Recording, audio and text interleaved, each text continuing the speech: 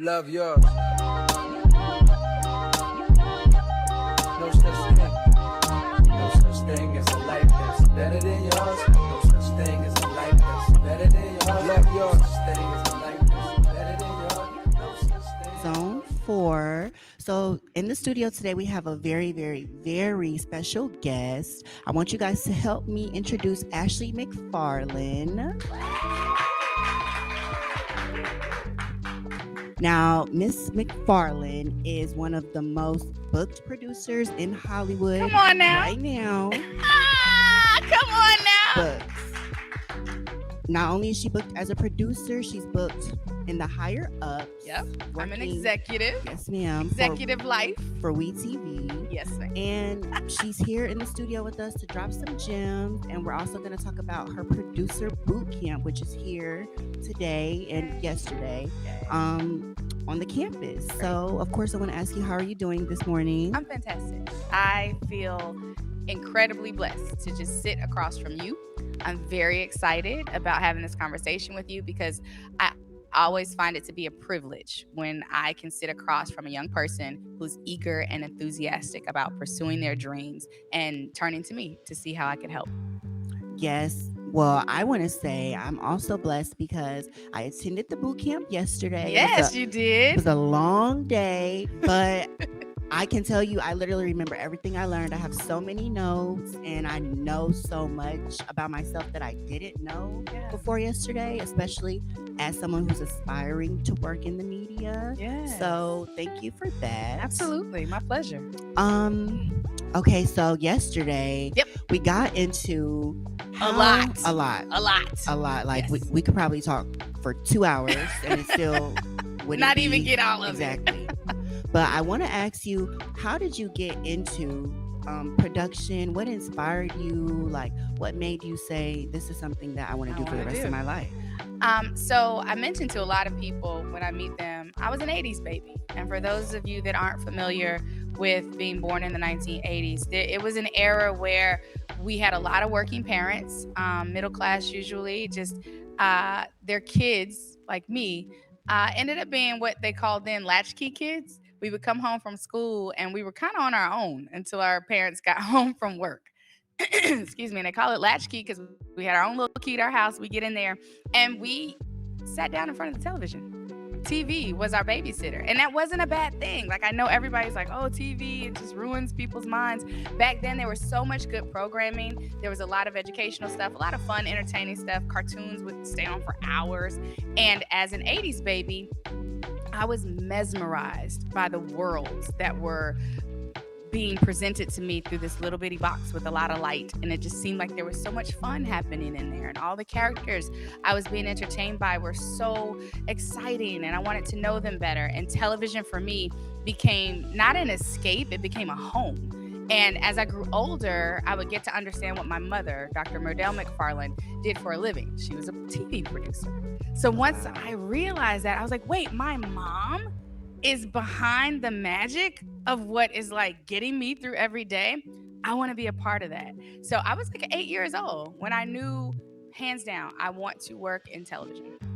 That's dope. That is And super dope. To have your mom be a producer, it's like the producer legacy. It at that time, it was unprecedented. We're accustomed to seeing a lot of people now, people of color behind the camera, in front of the camera, but late 70s, early 80s, that was just becoming a thing. And my mom was really at the forefront of it because she had gotten into the game really early, a decade or so earlier, and really broke a ton of boundaries to make room for people like ourselves to do what we're doing now. Well, I mean, based on where you started and where you are now, we can definitely say it's been a success story. Okay, I'll take that. I'll take that win. 100. W for me. Of course. My next question has to be, so how did you start out this journey of working in the media production field? Because I know students like myself that are graduating soon, we're kind of like, so what now? Where do we go now? Do we do grad school? Do we find opportunities like internships and things like that? Yeah. So what was your startup era? So I would say first and foremost, we are in a very creative field. everyone's path in this space is unique to them. This isn't like being a lawyer or a doctor where there's like a clear-cut blueprint for how every single person can achieve their goal in that arena. That being said, there are a few components of the path that most successful people share. Number one, internships. Internships are the easiest way to get your foot in the door, start meeting people who are in the industry, leaving impressions with them so they get to know you, and finding people who might advocate for you and introduce you and expose you to more opportunities that you may not have been aware of before you got the internship. So when you're in college, even if you're not specifically studying television and film or mass communications, but you have an interest, apply for an internship. Many of them are paid now, unlike when I was younger and they just had us with free labor, but most of them are paid now and they're short term. You can do a few weeks, a couple of months during the semester. Yeah. And you just go in a few days out of the week and you learn. You become a sponge in a space that people would die to get into. And you take a lot of notes, you ask a lot of questions, you offer yourself up in service to the people you're working with, and you make sure they know who you are and why you're there. And remember you. Now, not in an annoying way, Barbie. Like, I have interns who come in and they want me to know all about their YouTube page and they're sending me all the links. No, I'm working. I want to remember you as the person who helped my work become easier. That's the best impression you want to make. You show up to serve. You observe what your direct reports are doing. You see what your colleagues are involved in, and you find spaces where you have an opportunity to support and serve what they're doing. Not to be at the forefront or to take up their space, but to help bolster them up in their space. That, I would say, is the first step to really getting into this game. And from there, anything could happen. If you talk to anyone who's reasonably successful in this space, there were a couple of internships that they can identify that just launched them onto their journey to success. Wow. See, I told y'all we were going to get some gems. Yeah, you're going to get some good stuff. I'm going to pour into you. This is good because I know a lot of graduating seniors, and it's like we're all applying for the same internships. Yeah. We're all trying to do the same thing. So everybody's not going to get it. I want to pause there. You guys are all applying for the same internships, which should raise a flag to you that perhaps you should start widening your scope. You should start seeking out people like myself, like people in the career offices, your professors who might have personal relationships with people who work in the industry, who could identify internships or opportunities that may not be a part of that general pool that all of you guys are competing to get into. Find your own lane that you have greater potential at winning at. Be strategic about your approach to this. Yeah, because I want to come out on top. You are. So. You're coming out on top. Yes, if you guys really accept and believe you are winning, making the moves in that win becomes less stressful. And I'm happy you said that because that leads into my next question. Like you said, if you make those moves to win, you are going to win. Yeah. Yesterday, during the boot camp, we talked a lot about mental preparation. I love that. Mental preparation. Can I hijack that real quick? Yeah. I think I might put that in a deck. Mental preparation is a much better way to describe what I love that. Yes, Thank ma'am. you. Come on, branding. Because I'm kind of like a wake up, get on my phone. Yep. Talk to, see who texts me, pet my dog, like that type of vibe. Mm-hmm. But I remember you saying, you have to wake up and pray, read a scripture, or meditate, or take a minute to breathe, or, any things like that. You have to command your day, Barbie. Like, a lot of people wake up and let the day happen to them. I'm a big believer that you have the capacity to control and command your space. That includes your time, that includes the people that you encounter, that includes the circumstances that you'll find yourself in. So when you wake up in the morning and you engage in mental preparation, be it meditation, prayer, a walk, a run, some exercise, anything, anything that allows you to separate yourself from the things that would try to tell you who and what you are and how you're going to do what you do. Engage in that for a significant amount of time, 20, 30 minutes. I know for a lot of people, that's like, wait, what? Half an hour? Yes. you deserve half an hour in the morning for yourself to really identify how you intend your day to play out. It may not be specifically every single thing, your to-do list, your schedule for the day. You may not have to review that line by line, but you can identify baseline. I'm going to be at peace today. I am pacing myself today such that I will move deliberately. I won't hastily make decisions today. I won't feel obligated to respond and react to everything that comes in my direction. I will assert my voice and my opinion in areas where I need to be heard. I will consult with my God before I make any decisions. I will not be stressed today by other people's problems. Other people's lack of preparation will not become my urgent situation.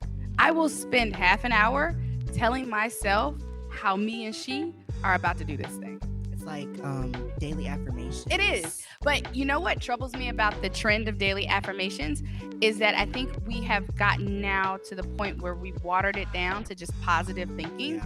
And it's more than that. Because if you get into this repetitious thing of just saying, I am great, I am powerful, I am strong, you don't necessarily believe it.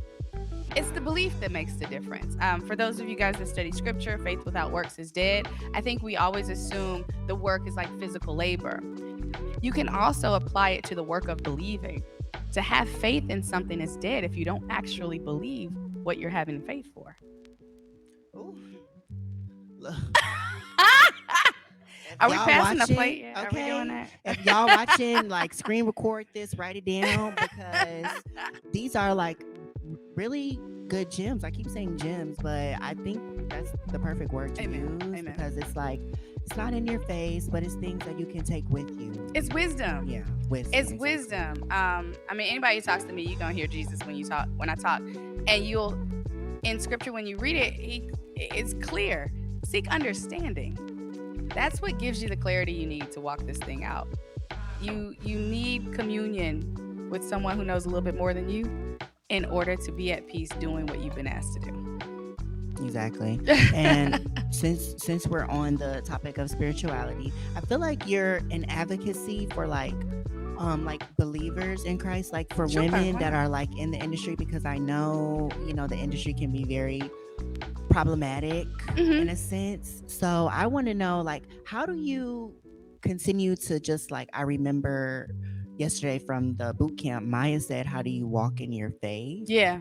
So That's great. You how remember that. how That's a would good you question. be able to like tell like a young Black somebody wanting to work in the field, like Mhm. how do they walk in their faith, even though it's like it might be a lot of distractions in their Yeah. way? I don't think it is specific to the industry. I think challenging yourself to walk in your faith is a decision. And it's a commitment that you make daily to decide, this is what I believe in, this is what I stand for, this is who I am. And it takes a certain amount of fearlessness and courage to be that bold, but it grows in you the more you flex it. You're not gonna first day come out and be like, I believe in all these things, and you're just suddenly not gonna be phased when people attack you about it. They criticize you about it. They dismiss you for it. They distance themselves from you for it. You will be offended early on. You will be hurt. It will feel painful, but the more often you stand in it because you firmly believe in it and it's just who you are and you recognize you can't let go of it, you will become more fortified in the strength that it takes to just remain in it. I think when you mentioned I'm an advocate for believers in Christ and that sort of thing, I am a believer of Christ. I am a disciple of our Savior. I don't work to impose that on anyone, but I have to be who I am. And if that makes people uncomfortable, it's fine. We don't have to be in Right, not close everything is for proximity everybody. together, right? But I can't not be who I am to make you comfortable, nor can you. If you aren't someone who believes in it, you can't suddenly believe in it to make me feel good. And I wouldn't expect that. What I expect is for people to be willing to receive the love that comes along. with this posture that I've chosen because it's genuine. No matter what you want to call it, Christianity or whatever, believers, all these names that are out, the love that I walk in as a result of my relationship with Jesus Christ is honest, it's authentic, and it's freely given to anyone who crosses my path. And when working in the television and film industry, I don't ever question if my vocation will undermine my position in that, because the position in that is bigger than the vocation. Does that make sense? It does. Okay. And it's inspiring. Okay. I maybe advocacy was a bad word, but I just meant like inspiration in a way. Because I know sometimes people might be nervous to, stand up and show out and all aspects. Yeah. I mean, it's reasonable. A lot of people who have stood up and shown out in the past, they get hit, they get hard, they get knocked out. And when you see that happen to people, you're not eager to step in their place. So it's understandable, it's reasonable, we're human. I don't think anyone's expecting you to just kind of step up and suddenly be this huge billboard for whatever it is you believe in. I think the expectation is to just walk in it. You can walk in it quietly, you can walk in it loudly, walk in it in whatever way is most authentic to you, but walk in it because it's who you are. Whatever it is, it's who you are, and it was created for a purpose. So you not walking in what is your most authentic self is denying someone the gift of you. Like I said, take notes. Take notes. So my next question would be about the camp itself, the producer camp. Yes. It's called the Bird's Eye Entertainment Producers Boot Camp. Yes, ma'am. So Bird's Eye Entertainment is my production company. I've had it since 2016. I don't do math very well, so there you go. That's 8 years. No, it's not. Or That's way more 7? than 8 years, right? It's 2024. You don't do math either, Barbie. Well, no. If 2016, 2026, that's 10 years. 2006. Oh. Sorry, not 2016. It was 2006. That's why in my head I was like, no, it was definitely longer than that. It was 2006. Yeah. I launched my production company, young person in the industry in New York, and I wanted to have a space where I could create. I was working as an associate producer, sometimes a production coordinator on various projects, on all sorts of channels. But I saw more and more opportunities between my friends where we had stuff we wanted to produce on our own that was kind of separate from like the mandates of networks and studios. And I was like, well, I'll just have a production company. I think in my mind, I always knew I would run my own production company. I just never knew when. And around that time, I was like 26, 27, something like that. And I was like, why not just do it now? Like, why not? So it's not that hard to do. You just kind of do your filing to be incorporated. Takes a little bit of money, but I did that. And in the beginning, it really was just kind of a shell. It was just kind of this like by name only company. But over time, I started doing more and more content under it, short form content on digital platforms. I did some media campaigns for friends of mine who were running for office back in the day. I would do short commercials for small companies. A lot of my friends were becoming entrepreneurs. Like, it was just really a side hustle in the beginning. And as I got older and a little bit more settled in my understanding of what I'm capable of and what I might be being asked to do as an executive in this space, as a creator in television and film, I chose to use the company as a larger vehicle for tutelage and mentorship. And the Bird's Eye Boot Camp came to mind because I want to say maybe my mid-30s, I was starting to hire more and more young producers and realized that they were very ill-equipped to navigate this space. They were getting sort of like the bare bones of like the skill set of producing, but no one was really teaching them the mental and emotional things that would be needed for them to really sustain in this industry. Because working in television and film is more than being able to write a good story or produce a good project. You have to know how to work with personalities that are very unique to this industry, highly creative people, very wealthy, powerful people, um, people who have been working in an industry that literally changes the culture of generations feel and operate with a certain entitlement. So you need to know how to navigate those spaces. And I was recognizing that a lot of young people were being crushed by the weight of figuring it out on their own. So I had the idea to do a producers boot camp where I would not only teach everyone sort of like the basic skills of how to use a camera, how to write a pitch, how to structure a script, but also how to armor yourself with the mental and emotional tools that you would need in order to succeed in this space.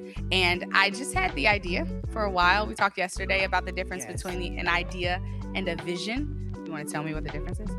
Okay. Remember? I do remember. But I started with the vision yesterday because it's easy. It's a little easier. Visionary is, oh no, I was gonna say executing, but that's today. So, visionary is putting the plan into motion. There you go. Yeah. And the idea is just the thought. It's just the thought. So I had the thought for years. I just had the thought, but it wasn't until maybe about 4 years ago I started to harness my visionary posture in this space, meaning I recognize that I do have the power to actually plan and put into action this idea. And once you make that intention, once you commit to that, everything just starts working in your favor. And I had been speaking with a dear friend of mine in Jackson, Mississippi, Maximus Wright, who was launching the Jackson Film Festival. And we just got to talking, and I told him about this idea that I had for the boot camp. And he said, we can do that now. And I can make it a paramount fixture of the film festival. And we did. He was able to get the film commission behind it. We launched it a few years ago. It's been doing really well annually down in Mississippi. We get tons of people to come down. They learn a lot and go out into the world and are able to succeed and sustain what this industry throws at them. So I was happy to come to Prairie View this week just to kind of give you guys a taste. A couple of days, it's like half of what I generally do in the summer down in Mississippi, of the tools and what you need to, the language, all the things you need to really persevere in this space. It's like a little teaser. You get a teaser. It's like an in-person trailer. Yeah, because I know yesterday we put a lot into the one day. I jam pack it. And we still have another day. Got one more day to go. So I'm like, I can just imagine what the full boot camp would be. I'm sure it's insane. It's very hands-on, very like, you're going to learn everything from head to toe. Something I like to add too, we talk in the boot camp, we talk about how to create budgets, how to make schedules, like the real tangible things that I think a lot of people don't actually have the opportunity to be exposed to until they're in the industry. How to staff a project, what obstacles you would face when you're trying to shop a project, what the industry looks like right now with regards to distribution and buying and selling television shows and films. But I would say the biggest gift of the boot camp are the people that you meet. What I try to encourage the participants to do is to network across the table. I think we always assume networking is up. Like, I got to meet the big wigs. I got to meet so-and-so who's in charge of whatever. But the real power is in your peers, because you guys are all going to come up together. So by the time each of you reach certain milestones in your careers and you need a little bit of support or you need a helping hand, you can call your friend that you met down at the boot camp a few years ago, and you have an authentic, real relationship. It's not an industry call. It's not like, hey, I met you at this conference and you work at blah, blah, blah. It's like, hey, girl. Hey, boo, how you doing? I just got $2 million and I want to invest it in da-da-da-da. And I know you do marketing. Can you bring your marketing team over? Like, it's a much more honest exchange of gifts and ideas and collaboration, such that the project will benefit from the love that exists between the people who are meeting and connecting with each other. I mean, collaboration is great. Like, I'm really good with group projects. Okay. So I'm gonna remember. You ready? As I'm going up. Good. I want to know. You've produced a lot. You have worked in the entertainment industry for 20 plus years. I was gonna say 2 decades. I just didn't want to be you wrong. didn't want to. You got it. Long time. So you worked in the industry for 2 decades. Mhm. I want to know, what are some of your favorite things you've worked on, Oh, whether that's it's a fun TV question. or anything like. So I think a lot of people, if they, dig into my resume, my credits, they assume like the big hits are the ones that would likely be my favorite. I was a part of the development team that launched Housewives of Potomac. So that's always really, really Ooh, exciting. wait, pause there. Because that's really my show. I literally watched it yesterday because it comes out like on Oh, Wednesdays on Peacock or something. yeah, yeah. Like, it's so good. So I I can't. love Potomac. So you met Karen like I know when Karen she very was. well. Oh, you know Yeah, Karen. yeah. Karen. Well, tell her Karen, I love her, the grand dame. please. It's Yes. really tell all of them I love I them. will. I certainly Because shall. on social media, like Potomac is, They're phenomenal. yes, very popular. They are phenomenal women. And when we were, I was one of the executive producers for the first season. And I say part of the development team because even though there was a specific development team that like pitched it and did a sizzle and got it bought, the team of us that were producing that first season, we were developing it into a Housewives franchise. Because when we got greenlit, it was not a part of the Housewives family. It was an untitled ensemble show. Really? They were not convinced that these women had housewives, potential. But my partner, Bianca Barnes Williams, was also an executive producer, and we were on the ground as showrunners. We saw it. We met these women, we saw their lifestyles, and we knew immediately this is a Housewives that needs to be on air. It was a different perspective on Black women. I'm from Atlanta, born and raised, so I was very happy to have the Atlanta Housewives become so successful and be able to present that portion of our narrative and who we are. But there is another side of Black women. There's another segment of Black women that were represented in the Potomac, Maryland area that we saw to be very entertaining and to offer up new stories and fresh narratives of what it means to be a Black woman of influence with legacy, with higher education and class and to be a part of really an old regime of social society. This was something that wasn't really reflected in the Atlanta Housewives franchise. It exists in Atlanta for sure, but it wasn't something that they had really focused on. So we saw an opportunity, hey, we could bring that part of the Black female culture with this group of ladies. And it was just a lot of fun to put together. I remember talking to our producers when we had one of our initial scenes with Giselle and Karen. They were having tea. And it was actually mimicking something we had done before we shot where we all had tea together. And having tea with Black women already, I was like, this is a television show. But shooting Giselle across from Karen in that scene having tea, I was immediately sort of calling back the old primetime soap operas that you don't probably know about from the 80s, like Dynasty. Yes, and Falcon Crest and Dallas. It had that kind of energy. And I was like, oh, this is a thing. Like, we have to leverage this. And we did. We leaned into it. We let the women tell their real stories. They all had very layered, compelling, captivating tales of how they were thriving as Black women in this very affluent area of Maryland. I mean, oh, I didn't answer your question. That was the project that most people assume is my favorite. But honestly, the big hits aren't the ones that stay in my heart. Oh, wow. It's the little ones. It's the little trains that I really still hold on to. There was a little show, I don't call it little.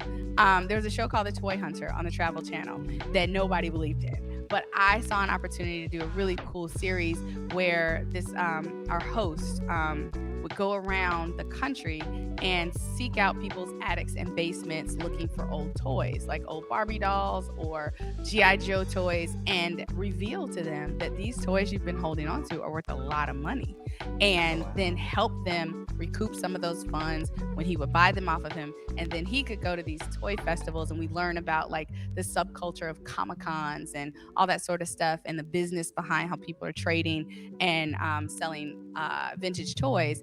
And we were able to infiltrate a whole culture of people that people didn't know anything about that were all over the United States. And it really resonated with the Travel Channel audience and ended up being a really big hit for them for like 4 seasons. That Wow. hands down is one of my favorite shows because it's one I had to really fight for to help people see the vision of it, because I saw it immediately that the story wouldn't be about making the money and flipping the toys. The stories would be really rooted in the nostalgia and the connection, the emotional connection a lot of these people had to these toys. They had great stories about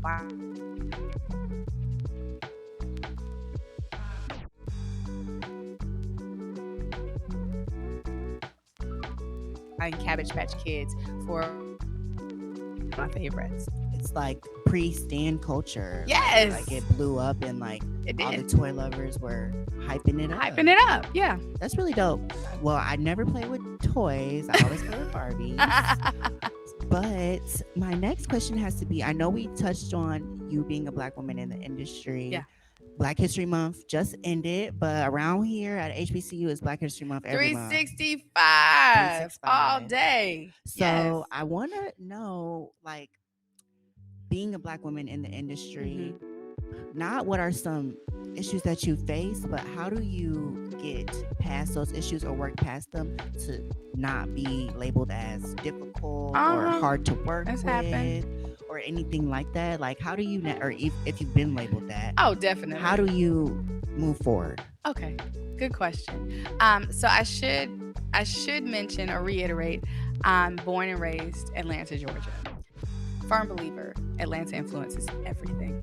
Hotlanta. It is a hotbed of very talented, very esteemed Black, bold entrepreneurs, educators, politicians, athletes, and I grew up in that space. So it was always instilled in me sort of this Wakanda mindset that as a Black person, as a Black woman, you are fierce. You are capable of all things. And I then went to Howard University, shout out to HU, to study undergrad. And those thoughts and that mindset was really, we doubled down on it.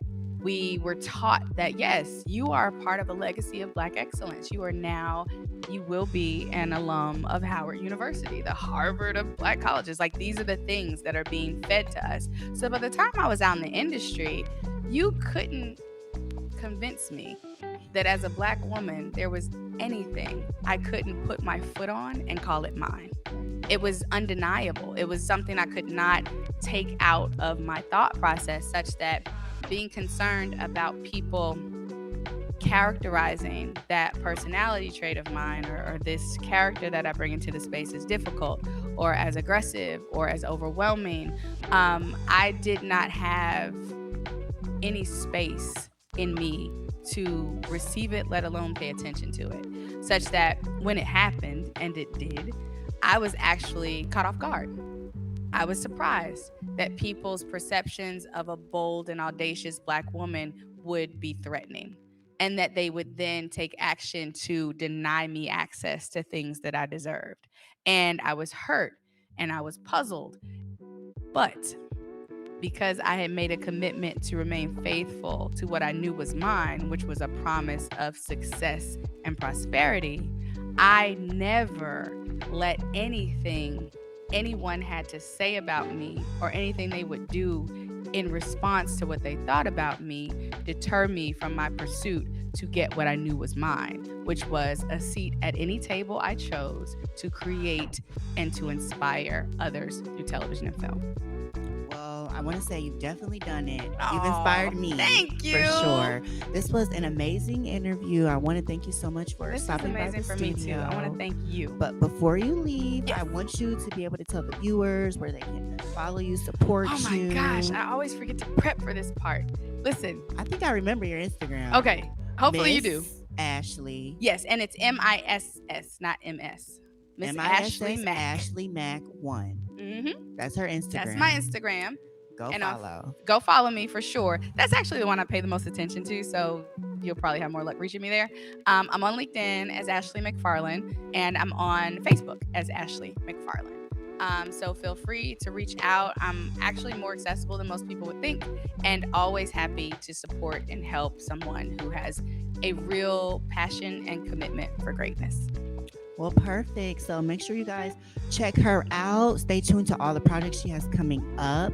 And you're going to see a lot about the producer boot camp on Yes. all of our socials. We're going to post about it. So if you didn't get to make it, you're not learn much. I can offer information for that. If you Okay. did not get to make the Prairie View boot camp, you can go to my website, ashleymcfarlin.com. There's information there about coming to the Mississippi boot camp. And if you're interested in me offering up a teaser boot camp like I've done here at your school or with your organization, you can reach out to me on the website for that as well. All right, perfect. Well, thank you for stopping by once again, Ashley. Oh, it was a pleasure. Look at that. We got a whole crowd. Did y'all have fun? Yay. I did too. Everybody who's watching, just keep your head up. It's never as bad as you think it is. And trust me, you are doing better than you think you are. I love you. And I want to give a special thank you to Career Services for making sure Ashley McFarlin got here, was taken care of, was supported, and we loved her visit. We want to see her back. So shout out to Career Services. Shout out Career Services. Yes. Shout out. Can I give a shout out to Professor Clements and Dr. Davis? Yes. They've been so kind. And your fellow we student, Javen, has killed it. He remained in contact with me from our last boot camp. And you guys have been fantastic. Thank you. And we want to say thanks to the viewers for tuning in. This was Zone 4. We'll see you guys next time. Next time. Let's go.